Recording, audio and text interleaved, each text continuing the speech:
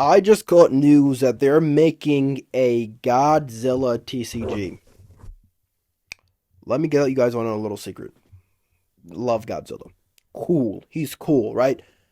Big monsters fight other big monsters. Sometimes fight military. Sometimes fight robo monsters. But always, always, always a lot of destruction and a whole lot of fun. What's my point? I like Godzilla. Very fond of the character. Very fond of the franchise. Very fond of a lot of different monsters that show up. Some cool and well known. Others not so much. So what am I expecting from this card game? What would I love to see in it? A whole lot of stuff. So let's just get, well, not a ton of stuff, but a decent amount. Let's get right into it.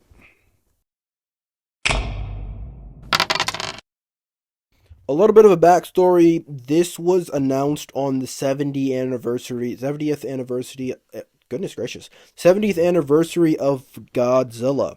It was a cool little teaser trailer video that I'll link in the description.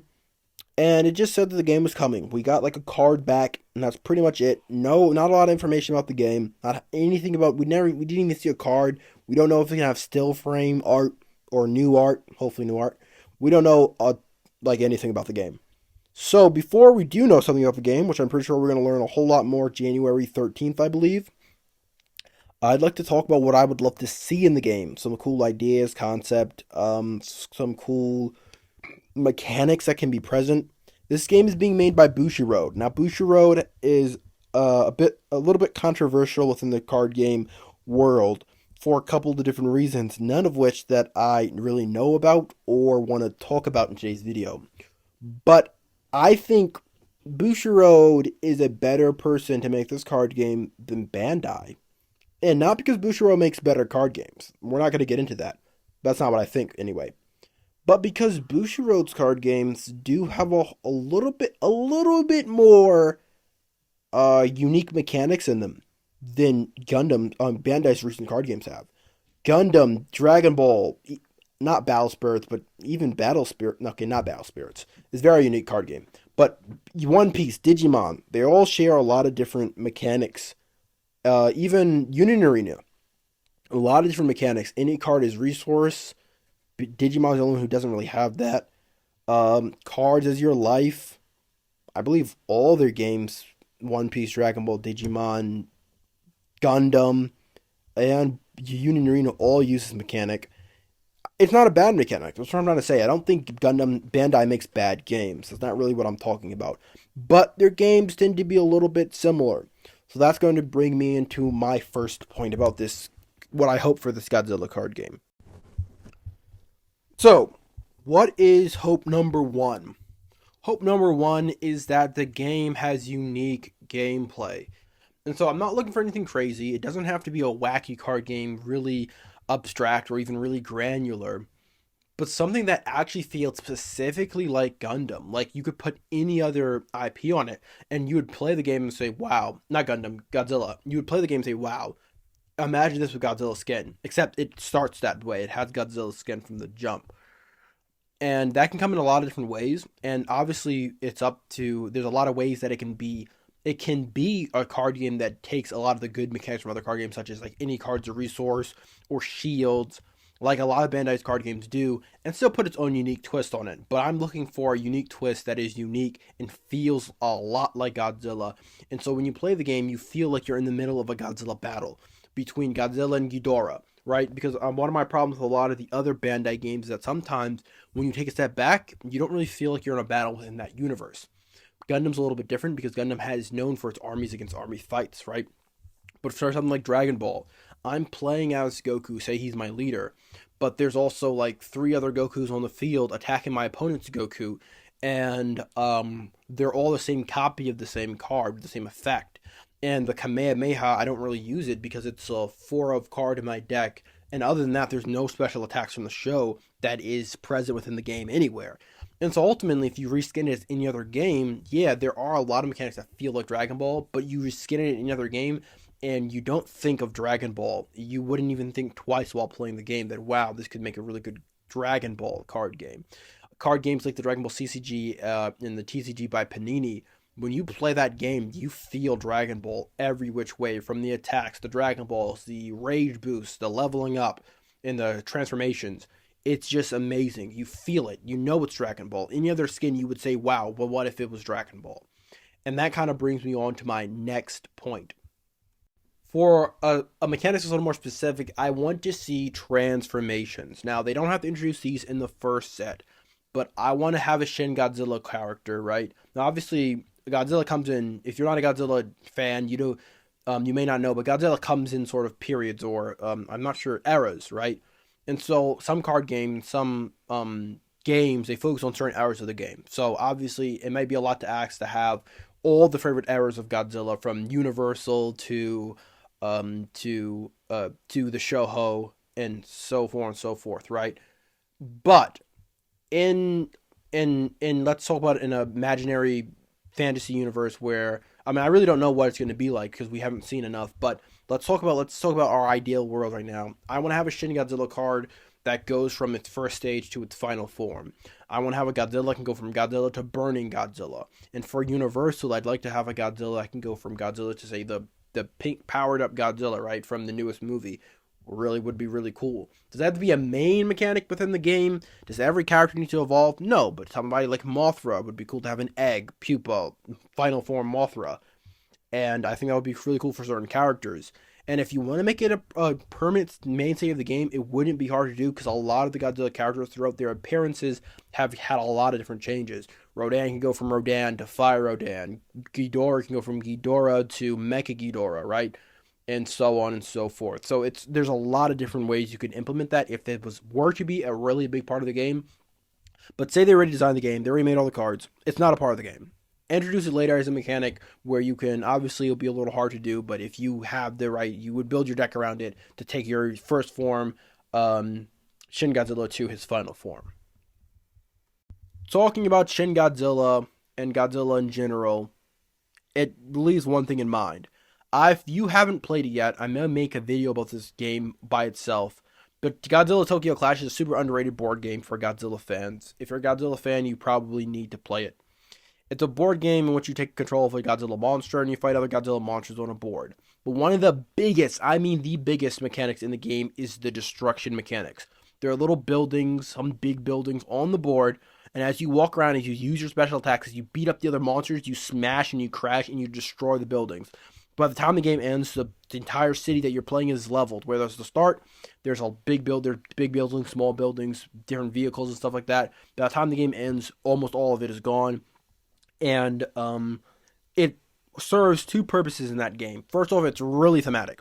Godzilla, he destroys the cities he's in. Whether he's fighting for the city or just to destroy it himself, the city's getting destroyed because when monsters at that size, they start clashing, stuff gets blown up. It's part of the fun of the genre, right? So that it served that purpose, but it also served the purpose of a resource mechanic. Destroying stuff gave you more resources to do more things, and by the time the game ended, it's because everything had been destroyed, resources in that sense became a whole lot more scarce. You would do a little extra to get those resources, maybe go a little bit out of your way to get there. And obviously, I don't know how this would be implemented into a card game, but it would be pretty cool if there was something. Like if the resource system were buildings, right? And you just put any card from your hand face down as a building, quote unquote. But then you could use different moves, would destroy the buildings as you smash through the city, and you would blow up your own resources to gain different effects. And like say you can exhaust a resource for one resource, but you can blow it up for 3 or something, or blow it up for 2. So you could destroy to get more power, or through the various effects it would tell you to destroy your resources, and so on and so forth. Anything like that could work. There could be a completely different mechanic. There could be a building card type that you have to play in the field and it gets blown up, yada yada. It can come in a whole lot of different ways, but I think a destruction mechanic is one of the biggest things I'd like to see when I'm talking about the feel of Godzilla. I want to feel, that's one of the things. You watch Godzilla movie, stuff gets blown up. It's just part of it. Another mechanic that makes the game feel a little more unique, or an idea to make the game feel like Godzilla, is something that's missing in a lot of card games, and I like signature cards. Now, if you're playing, I love this type of card game, you may know this about me, but I like the card games where you pick one character and you build your deck of their attacks and their defenses and stuff like that. Godzilla Tokyo Clash is sort of like that. You have a character and they have a deck full of attacks and different abilities they have access to, right? But even if this game isn't that way, because I know a lot of developers don't like making games this way because it makes it a little harder for the general audience to buy packs, open them, and be excited by the cards they see. I'd love to talk a whole video about this, but generally the footnotes are I open up a pack of Godzilla. I'm not really into the game. Maybe I just want to collect some cards, and I pull 3 Godzilla kicks or tail spins or tail whips. And I look, what does that even mean? I'm a Godzilla fan. I want to see Rodan. I want to see all my favorite monsters, and I really don't care about their specific attacks because I'm not playing the game. So, and you end up with games where there's a bunch of different characters in the game, and they're the main type of cards. And I figure this is the way this game is going to be as well. You're going to open your pack, you're going to see your Godzillas, you're going to see your Rodans, you're going to, when a person opens a pack who isn't into the game, they're going to see the cards they want to see. Probably, right? I get that. But in a lot of the games, like Bandai's games, the idea of each character feeling unique is still sort of lost in their special moves. I would still love to see a Godzilla's Atomic Breath. That when you put, it's like maybe Godzilla, the character card, isn't that good, or the leader card, or whatever card, maybe it's not the greatest card of the game, but its Atomic Breath is cool. So now you have to try to build a Godzilla deck so you can use his Atomic Breath. I think one of the card games that did this really the best was the Naruto trading card game from back, or the CCG from back in the day, in which you had a bunch of ninjas in your deck, obviously, but you also had their special jutsus. You had the Chidori and the Rasengan for Naruto, and so you would have these ninjas, but say maybe a ninja wasn't perfect, but it would have a really good jutsu, so maybe you still want to play him anyway, or have access to the ability to use really good jutsu, and so on and so forth. So it just makes it really cool. It's a really cool concept that not a lot of games do unless they're doing like a battling, dueling, or hero TCG, or whatever you call it. But I do love it when it's implemented well. Obviously, every other card doesn't have to be an attack, but a kit. Godzilla has his Atomic Breath, his Tailspin, and his his bite, right? And when you play the Godzilla character or the whatever it might end up being, you include these cards in your deck because they generally are just good and only Godzilla can use them, and it makes you feel more like Godzilla when you're playing with that particular deck. This is another hope that kind of comes from my love for Tokyo Clash, and that is I want this game to have some amount of support for multiple players. Now, this is a concept that is showing up tons more and more in a lot of more card games as they come out due to the popularity of Commander, the Magic the Gathering format. A lot of more game designers, especially American, are focusing on the fact that you can play this game with 4 players. It's a really big selling point for me because I have a lot of brothers that I like to play my card games with. And so generally we would love to play free for all, for 2-on-2 and stuff like that. And a lot of card games don't officially support that in their game and their rule designs. Although for a lot of card games it's easy to make up your own rules for that. But generally a lot of card games don't support that type of gameplay. And I think it'd be really cool for it, even if they don't explicitly say it, have the design the game in mind of, hey, if you really wanted to, you could put 4 people on a table and you could do a free-for-all or a 2-on-2, and the game still functions. Because, although, again, a lot of games make that easy for you, some games really don't. And you kind of just can't really play that well. A lot of mechanics, a lot of abilities are completely busted wide open by the addition of multiple players to the game. Even if you try to change the rules a little bit, it ends up being a mess, and I would really like that for that not to be the case. I sort of mentioned this hope earlier, and it's a pipe dream in a sense, because I know about licensing and stuff like that enough to know that it isn't always this simple. But I would really love for just every Godzilla era, all of them, to end up in this game. Like, if you like Rodan, if you like Mecha Godzilla, if you like Kiryu, Mecha Ghidorah, if you like the Universal movies, if you like that the old 1994 Godzilla American movie, whatever it is, I just want it all to be here. I want King Kong. I just want all the big monsters. And then I know there's a lot of other big monsters that came out that aren't even really that related to Godzilla, like Gamera. I want to see it. Ultraman, I mean, it has its own card game, so that's definitely unlikely. But just like all the Godzilla type stuff, I would love to see it here. I would just like, it's a pipe dream, obviously, but to some extent, I hope it ends up being the case, even if it takes a couple sets for you to get the Universal Godzilla monsters and other stuff like that. I want eventually to be able to play Universal Rodan, Fire Rodan, Normal Rodan, Original Rodan, just like Come on, please. That's going to pretty much wrap it up for today's video. We don't know enough about the card game to do too much talking, and it's kind of a waste because chances are the card game's already been designed, and it's already been made, and the entire set one is probably already completely done. So, obviously, if Bushiroad watched my videos, which they don't, if they were ever to watch my videos, which they won't, it's not going to matter what I say because it's already done. But it's a nice idea to get this out to the world.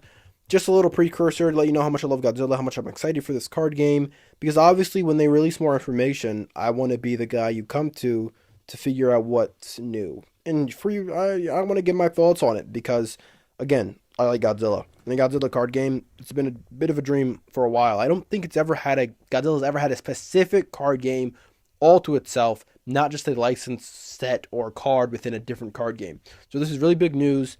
Hopefully it's good. Hopefully it's unique. Hopefully it's fun. And hopefully it comes out in America and is like easy to get and not scalped or something like really annoying to happen to it and really gets really expensive for no reason because come on, I just want to buy a starter deck, please. All right. I'll see you guys when we get more information.